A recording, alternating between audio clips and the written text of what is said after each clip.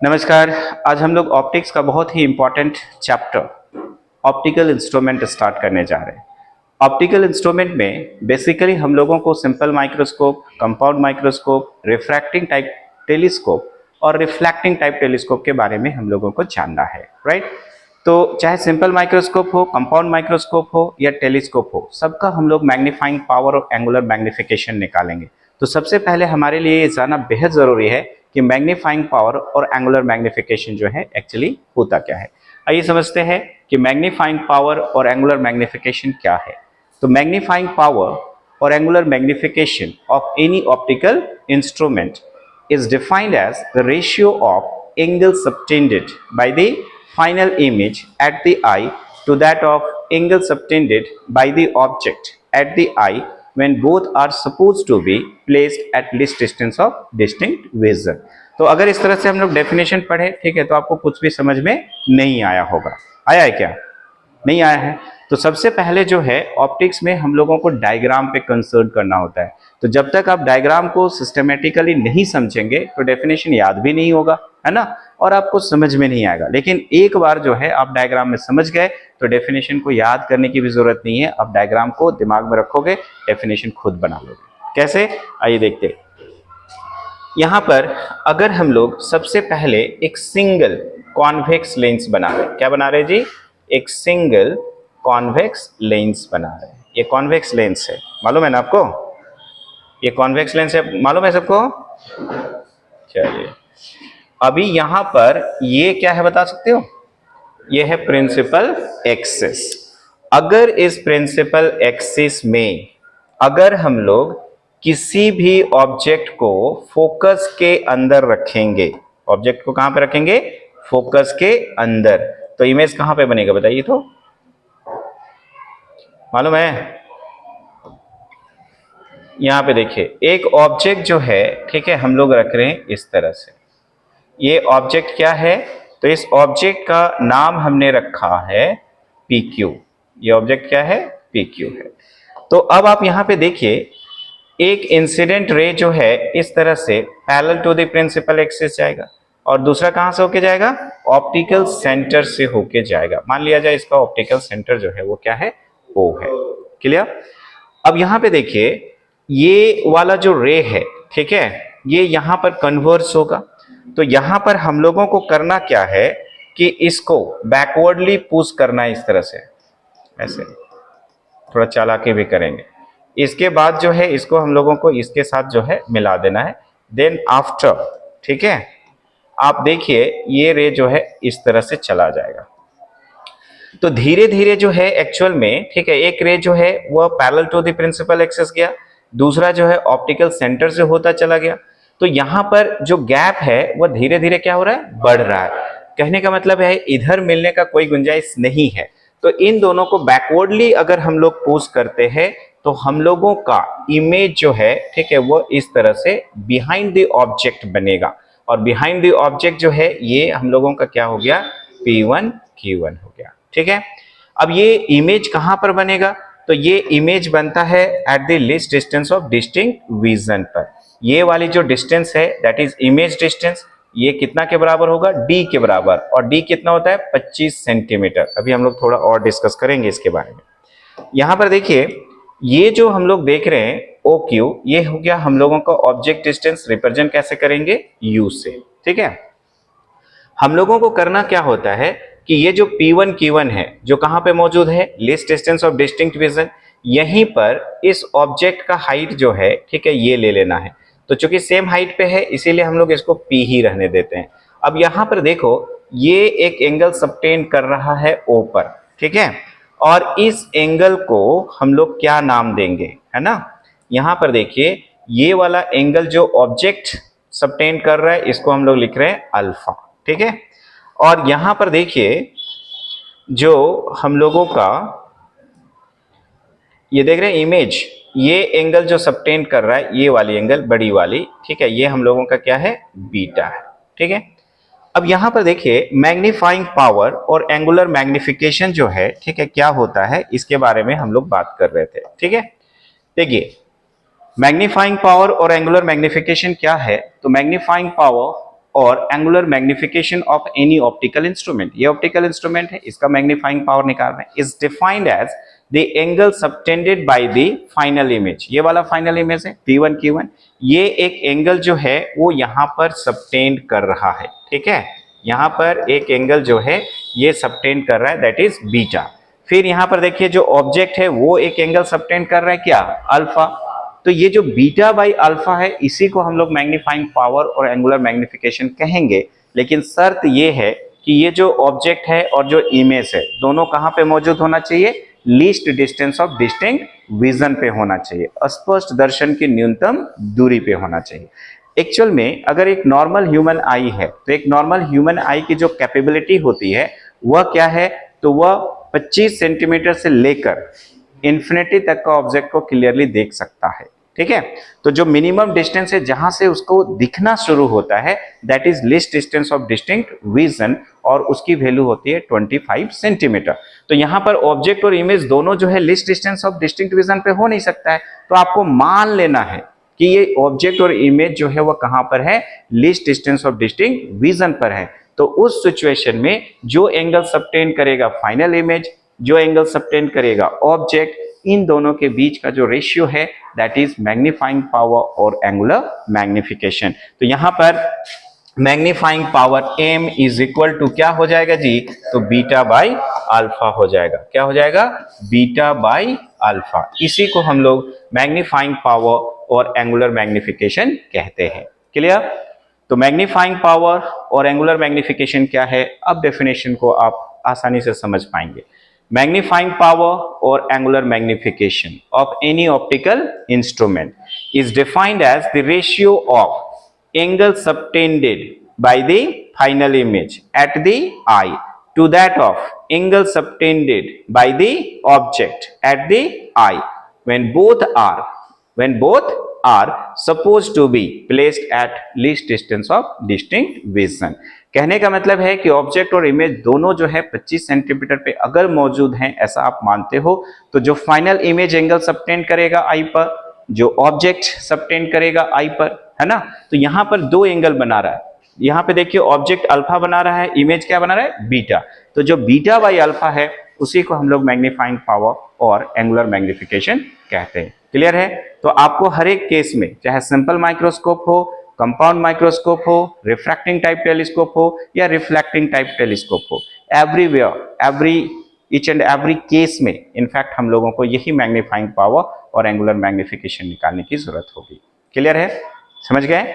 अब जो है आज हम लोग देखेंगे इस ऑप्टिकल इंस्ट्रूमेंट में जो पहला टॉपिक है ना, अगर हम लोग बात करते हैं माइक्रोस्कोप की, है ना, सबसे पहले जो है अगर हम लोग बात करें माइक्रोस्कोप एक्चुअल में होता क्या है, ठीक है, व्हाट इज माइक्रोस्कोप। अगर हम लोग माइक्रोस्कोप की बात करते हैं, तो माइक्रोस्कोप क्या है, the optical instrument by which we can see nearby object distinctly in magnified form. अगर हम हमारे सामने का कोई ऑब्जेक्ट है जो काफी माइन्यूट है, काफी छोटा है, हम लोग जो है अपने आंख से जो है उसको ठीक से क्लियरली नहीं देख पा रहे हैं, तो उस परिस्थिति में एक ऐसा ऑप्टिकल इंस्ट्रूमेंट आपके पास मौजूद है जो उसको साफ साफ और मैग्नीफाइड फॉर्म में, बड़े फॉर्म में दिखला सकता है, उसी को बोला जाता है क्या, माइक्रोस्कोप। अब ये जो माइक्रोस्कोप है ये दो तरह का होता है। माइक्रोस्कोप कितनी तरह का होगा, दो तरह का होगा। कौन कौन सा माइक्रोस्कोप होता है, तो यहां पर पहला जो है इसको हम लोग बोलते हैं सिंपल माइक्रोस्कोप। क्या बोलते हैं, सिंपल माइक्रोस्कोप। और जो दूसरा होता है इसको बोला जाता है कंपाउंड माइक्रोस्कोप, इसको हम लोग बोलते हैं कंपाउंड माइक्रोस्कोप। ठीक है। तो यहां पर सिंपल माइक्रोस्कोप जो है ये आज का एक्चुअली हम लोगों का टॉपिक है कि सिंपल माइक्रोस्कोप क्या है और उसकी मैग्नीफाइंग पावर जो है वो हम लोग किस तरह से फाइंड आउट करेंगे। तो अभी जो है, ठीक है, हम लोग सिंपल माइक्रोस्कोप जो है इसकी बात करने जा रहे हैं। कंपाउंड माइक्रोस्कोप का वीडियो ऑलरेडी बना हुआ है, अगर आपको परेशानी है तो वहां से देख सकते हैं। ठीक है। यहां पर हम लोग आज देखेंगे सिंपल माइक्रोस्कोप। सिंपल माइक्रोस्कोप, तो देखिए सिंपल माइक्रोस्कोप क्या होता है। डायग्राम जो है दोबारा बनाने की जरूरत नहीं है, यही है सिंपल माइक्रोस्कोप। ठीक है, सिंपल माइक्रोस्कोप क्या होता है? A single convex lens of small focal length regarded as simple microscope. अगर एक सिंगल कॉन्वेक्स लेंस है स्मॉल फोकल लेंथ का, उसी को आप जो है रिगार्ड कर सकते हो सिंपल माइक्रोस्कोप के रूप में। आप जो है इसको मैग्नीफाइंग ग्लास, ठीक है, मैग्नीफाइंग ग्लास के रूप में जानते हो। ठीक है, आपने देखा होगा आपके बॉक्स में, इंस्ट्रूमेंट बॉक्स में इस तरह से जो है, ठीक है, आपके पास एक इंस्ट्रूमेंट होता है। ठीक है, इससे आपने क्या किया होगा बचपन में, ठीक है, जो पेपर है, ठीक है, उसको आप जलाने, है ना, माचिस वाचिस नहीं है ना, ठीक है, आपको आग जलाने की जरूरत है, ये कॉन्वेक्स लेंस काम आएगा धूप अगर है तो।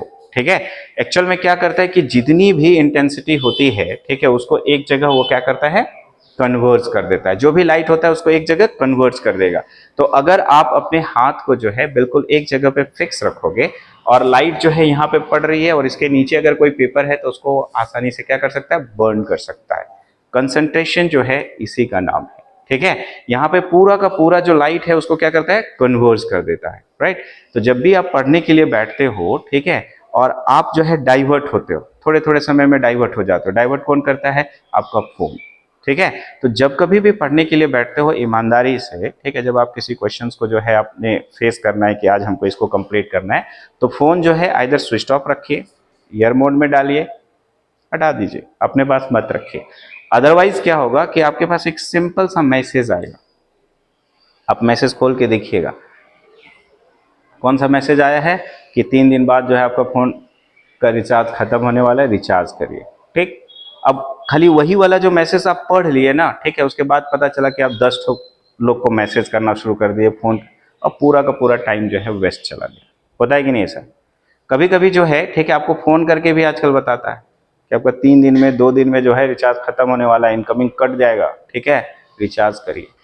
है कि नहीं? अब तुम सोचोगे कि नहीं 3 ही दिन में तो हमारा सब कुछ खत्म हो जाना है, लाइफ तो खत्म हो जाएगा 3 दिन बाद। ठीक है, तो लाइफ लाइन जो है खत्म ना हो, ठीक है, तो आपको जितना भी कॉन्टेक्ट्स है, ठीक है, नंबर डायल कर करके जो है तुम बात करना शुरू कर दो, एकदम टोटल वेस्टेज ऑफ टाइम। ठीक है, तो टाइम का इंपॉर्टेंस को समझिए। जब तक आप पूरा का पूरा फोकस नहीं करेंगे पढ़ाई में, कोई भी चीज जो है वो जल्दी याद भी नहीं होगा और ज्यादा दिन तक भी नहीं रहेगा। ठीक है, तो इसीलिए जब कभी भी आप पढ़ाई करिए, मोबाइल फोन जो है एटलीस्ट आपसे दूर होना चाहिए। ठीक है, तो यहाँ पर देखिए, ये जो आपका सिंपल माइक्रोस्कोप है, ठीक है, ये क्या कर सकता है कि सारे के सारे लाइट को जो है ना, एक जगह कन्वर्ज कर देता है। और इसीलिए ये जो, चूंकि यहाँ पर तो क्या है, एक कॉन्वेक्स है ना ये, ठीक है, इसीलिए इसको हम लोग कन्वर्जिंग लेंस के नाम से भी जानते हैं। इसी को हम लोग डायग्राम में इस तरह से बनाते हैं। क्लियर है? तो सिंपल माइक्रोस्कोप क्या है? तो ए single convex lens of focal length, a single convex lens of a small focal length regarded as simple microscope or magnifying glass। Clear है? ये जो सिंपल माइक्रोस्कोप है, इसका इस्तेमाल जो है कौन करता है? तो जो स्टूडेंट्स होते हैं, लेबोरेटरी में जाते हैं, वर्नियर कैलिपर्स का रीडिंग को देखना है कि मेन स्केल और जो वर्नियर स्केल है कहाँ पे कोइंसाइड कर रहा है, तो सिंपल माइक्रोस्कोप का इस्तेमाल करते हैं, है ना। अगर कोई इन्वेस्टिगेशन चल रहा है तो इन्वेस्टिगेटिंग जो टीम होती है, ठीक है, उसको अगर स्मॉल प्रिंट में कुछ लिखा हुआ मिलता है, ठीक है, उसको ठीक से पढ़ नहीं रहा है, ठीक है, उसको देखने के लिए इस्तेमाल कर सकता है। आप भी जो है स्मॉल प्रिंट में लिखा हुआ है उसको देखने के लिए इस्तेमाल कर सकते हो। या फिर जो फिंगरप्रिंट्स है ना, तो उसको जो है आइडेंटिफाई करने के लिए इस सिंपल माइक्रोस्कोप का इस्तेमाल होता है। या फिर जो वॉच मेकर्स है, घड़ी बनाने वाला जो है, ठीक है, छोटा छोटा जो टीनी पार्ट्स होता है, ठीक है, उसको देखने के लिए उसका इस्तेमाल कर सकता है। राइट, फिर हम लोग देख सकते हैं कि जो ज्वेलरी वर्क, जो सोना चांदी वाला जो काम होता है ना, उसमें बहुत माइन्यूट वर्क्स होते हैं, ठीक है, छोटा छोटा जो है टुकड़ों को जोड़ना है, ठीक है, डिजाइन बनाना है, तो वहां पर भी ये सिंपल माइक्रोस्कोप जो है playing a vital role. Clear है? अब देखिए, सिंपल माइक्रोस्कोप तो हमने समझ लिया, ठीक है, और ये सिंपल माइक्रोस्कोप का रे डायग्राम है। ठीक है, ये सिंपल माइक्रोस्कोप का क्या है जी? रे डायग्राम है। तो ये आपका हो गया रे डायग्राम। ठीक है, ये है रे डायग्राम। इस रे डायग्राम में अगर आप देखो, ठीक है, तो एल जो है वह क्या है? एक सिंगल कॉन्वेक्स लेंस है। एल क्या है? एक सिंगल कॉन्वेक्स लेंस है। यू क्या है ना, O Q is equal to U जो है वह क्या है? आपका ऑब्जेक्ट डिस्टेंस। अब यहां पे देखिए, ओ Q1 जो है, ठीक है, O Q1 है ना। अगर हम लोग देखें अगर हम लोग बात करते हैं O Q1 के, है ना, तो O Q1 जो है वो एक्चुअल में क्या है, V है, इमेज डिस्टेंस है। और ये इमेज जो है, ठीक है, वो कहां पे बना है, least distance of distinct vision पर। तो जहां पे एक्चुअल में क्लियरली विजिबल होगा, जहां पे आपको क्लियरली दिखाई देगा, वही डिस्टेंस जो है least distance of distinct vision होगा। क्लियर। अब यहां पर देखिए हम लोग क्या करते हैं कि OQ ऑब्जेक्ट डिस्टेंस है, OQ1 जो है इमेज डिस्टेंस है, V is equal to D है ना। ये हम लोग यहाँ पर रे डायग्राम का डिस्क्रिप्शन में लिख सकते हैं। अगर आपका जो डेरिवेशन है सिंपल माइक्रोस्कोप का मैग्नीफाइंग पावर का है, देन दैट टाइम सबसे पहले डेफिनेशन लिखेंगे सिंपल माइक्रोस्कोप का, कि single convex lens of small focal length regarded as simple microscope. उसके बाद इस रे डायग्राम को बनाना है। इस रे डायग्राम में क्या है, तो एक कॉन्वेक्स लेंस है, राइट। अभी ये कॉन्वेक्स लेंस का ये आपका क्या है, फोकस है। फोकस के अंदर ऑब्जेक्ट को रखना है। तो फोकस के अंदर अगर एक ऑब्जेक्ट होता है तो उसका इमेज जो है ऑब्जेक्ट के पीछे बनता है, वर्चुअल होता है, इरेक्ट होता है और मैग्नीफाइड होता है। तो यहां पर डिस्क्रिप्शन में हम लोग क्या लिख सकते हैं कि when object PQ is placed within focus of the convex lens, it forms a virtual, erect and magnified image is to be formed behind the object. Object के पीछे जो है एक वर्चुअल, इरेक्ट और मैग्निफाइड इमेज जो है वह हम लोगों का बनेगा। ठीक है, तो यहां पर अब हम लोगों को मैग्नीफाइंग पावर या फिर एंगुलर मैग्निफिकेशन जो है वो हम लोगों का निकालना है। ठीक है, क्या निकालना है, तो यहां पर देखिए सिंपल हम लोगों को मैग्नीफाइंग पावर जो है, ठीक है, ये हम लोगों को फाइंड आउट करना है। तो यहां पे देखिए मैग्नीफाइंग पावर या फिर इसी को हम लोग किस नाम से जानते हैं जी, मैग्नीफाइंग पावर को क्या बोलते हैं, एंगुलर मैग्निफिकेशन। अभी हमने आपको बताया कि मैग्नीफाइंग पावर और एंगुलर मैग्निफिकेशन क्या है, तो m इज इक्वल टू होता है बीटा बाई अल्फा, यानी कि angle subtended by the final image at the eye to that of angle subtended by the object at the eye when both are supposed to be placed at least distance of distinct vision. अब यहां पे देखिए since alpha and beta are small angles, since अगर हम लोग देखें alpha and beta are small angles, ये angles जो है बहुत ही छोटे हैं, इसीलिए अल्फा जो है उसको नियरली इक्वल टू हम लोग 10 अल्फा लिख सकते हैं, बीटा जो है उसको नियरली इक्वल टू क्या लिख सकते हैं, 10 बीटा लिख सकते हैं। और इस तरह से अगर आप देखो, हेंस इक्वेशन 1 बिकम्स, ये जो इक्वेशन 1 है वो क्या हो जाएगा, तो m इज इक्वल टू हम लोग लिख सकते हैं 10 बीटा डिवाइडेड बाय क्या लिख सकते हैं, 10 अल्फा लिख सकते हैं। क्या लिख सकते हैं, m is equal to 10 beta divided by हम लोग लिख सकते हैं 10 अल्फा।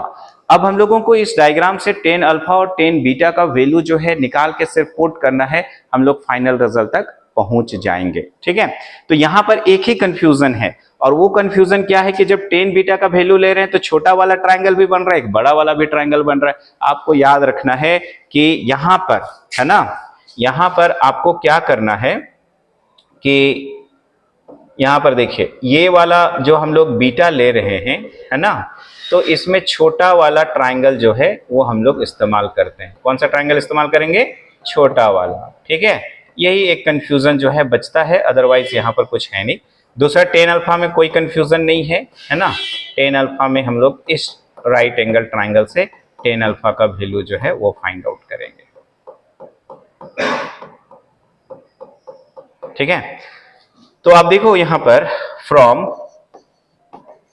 राइट एंगल ट्रायंगल कौन सा है, तो PQO, PQO।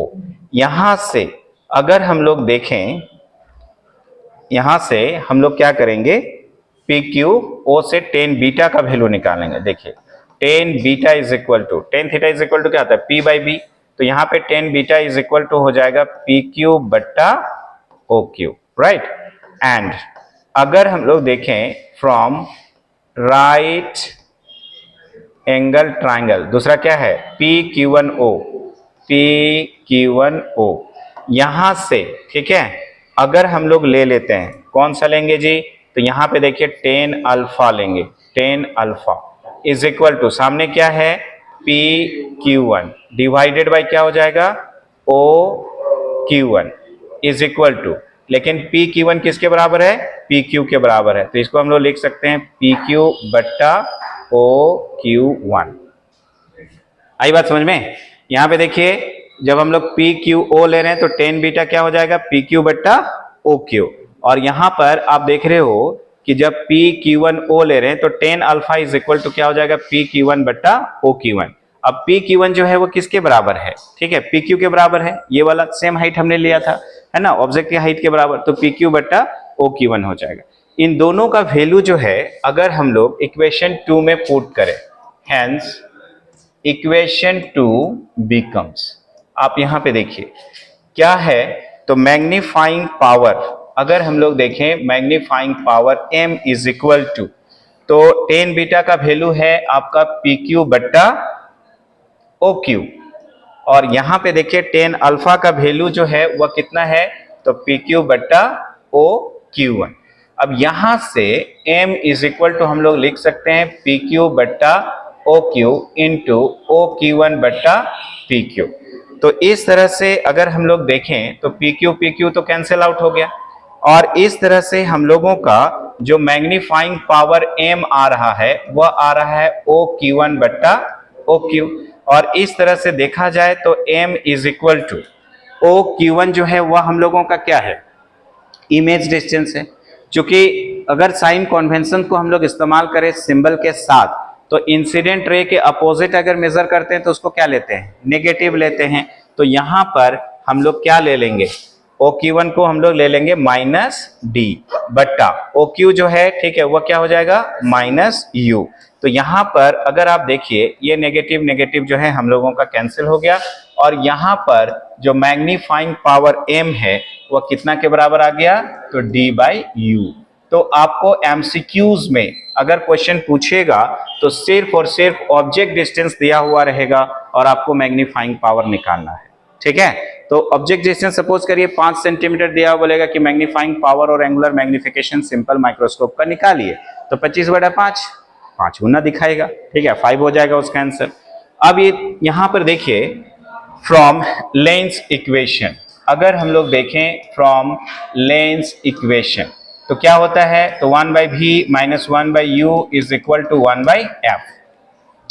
अगर हम लोग साइन कन्वेंशंस को इस्तेमाल करते हैं यूजिंग साइन कन्वेंशन, अगर हम लोग साइन कन्वेंशन को इस्तेमाल करें तो v इज इक्वल टू क्या हो जाएगा -d, u is equal to क्या हो जाएगा -u, और f इज इक्वल टू क्या हो जाएगा +f।